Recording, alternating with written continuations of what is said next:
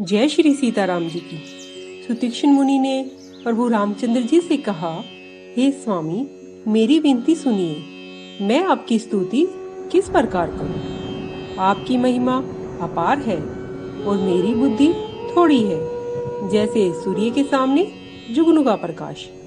नील कमल की माला के समान श्याम शरीर वाले, जटा मुकुट और मुनियों के वस्त्र धारण किए, धनुष बाण हाथ में लिए, कमर में तरकस बांधे श्री रघुवीर को मैं निरंतर नमस्कार करता हूँ, जो मोह रूपी सघन वन को जलाने के लिए अग्नि है, संत रूपी कमल वन को प्रफुल्लित करने को सूर्य है, राक्षस रूपी हड्डियों के झुंड को नाश करने के लिए सिंह के समान है, वह संसार रूपी पक्षी को नष्ट करने के लिए बाज पक्षी के समान है। वे भगवान सदैव मेरी रक्षा करें।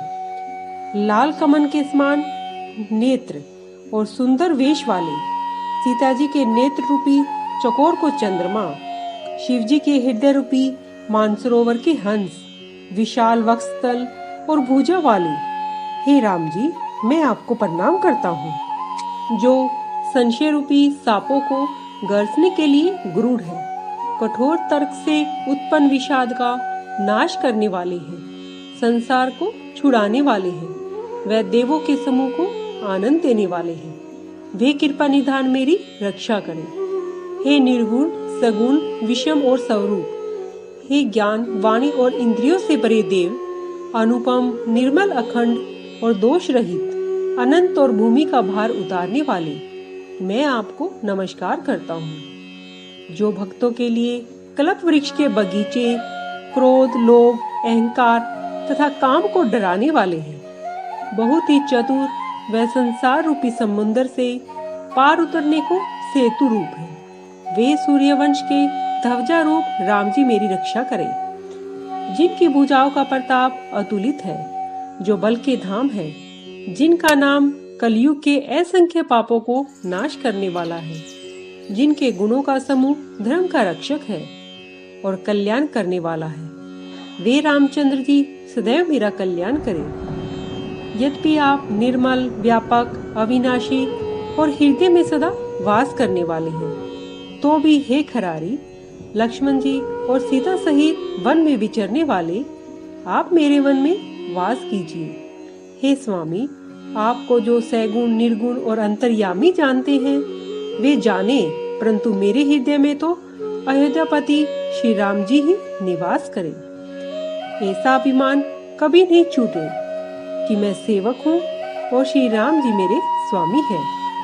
मुनि के यह मन को प्रिय लगने वाले वचन सुनकर रामचंद्र जी ने प्रसन्न होकर मुनीश्वर को हृदय से लगा लिया और बोले, हे मुनि, मुझे बहुत प्रसन्न जानकर जो वर मांगो मैं तुमको वही दूंगा।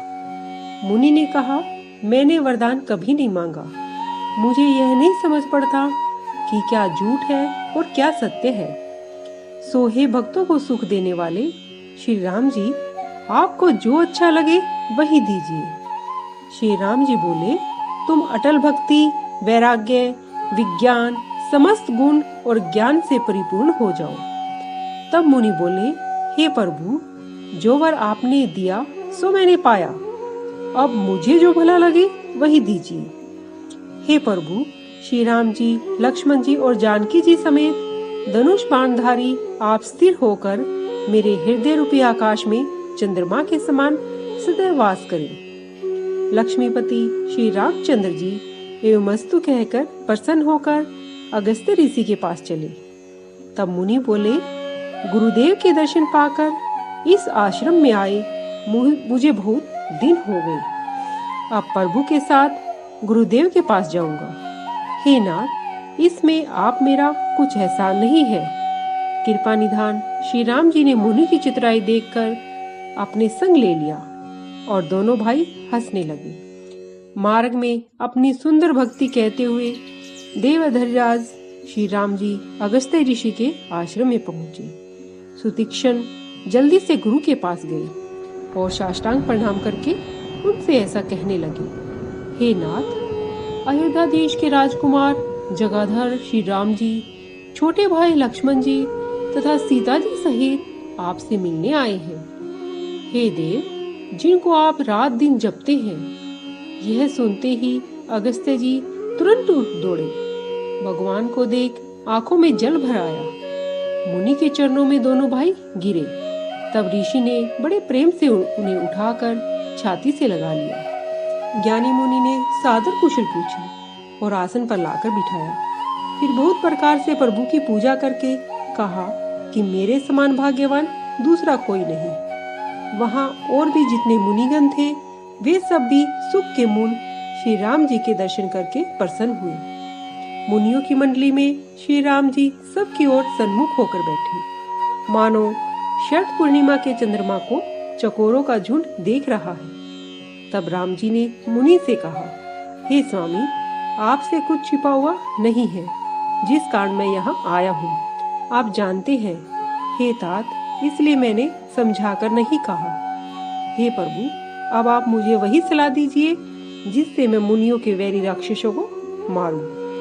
प्रभु की वाणी सुनकर ऋषि मुस्कुराने लगे। कहने लगे, हे नाथ, आपने मुझसे क्या जानकर पूछा है?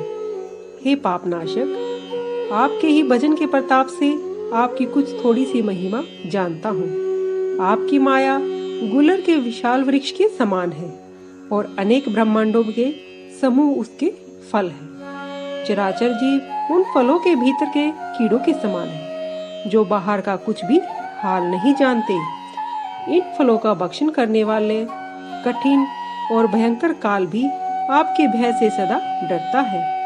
ऐसे संपूर्ण लोकपालों के स्वामी, आपने मुझसे मनुष्यों की नाई, हे कृपा निधान, मैं आपसे यह वरदान मांगता हूँ कि सीता जी और लक्ष्मण जी सहित आप मेरे हृदय में वास करें। जय श्री सीताराम जी की।